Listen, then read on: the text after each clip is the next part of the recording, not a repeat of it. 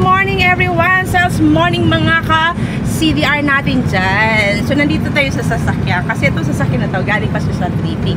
At alam nyo ba kung saan galing to? Sa Biyaya Farm. At of course sakay natin ang mga kamag-anak ng mga hasyendera. Alam nyo bakit hasyendera? Kasi sila kamag-anak na bumili ng 4 na unit, diba? Yes! 4 na unit lang, hindi lang isa, hindi dalawa, kundi 4 na unit sa Biyaya Farm. So interview natin sila. Ano ba ang naging rason? Bakit nila nagustuhan ang Biyaya Farm? Ma'am! Nagustuhan namin ang Biyaya Farm kasi maganda, presko at mura. Yan, ayan, mura. So ma'am, pagkatungtong nyo sa site, ano ang naramdaman nyo? Masaya. Kasi maganda talaga yung location. Kaya kumuha na kayo. Ay! Diba?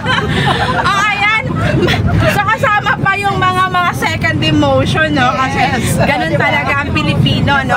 May kasamang kamag-anak para mayroong tatanungan. Nagsuporta, diba? Oo. So talaga may re-recommend mo, ma'am, yung Biyaya Farm.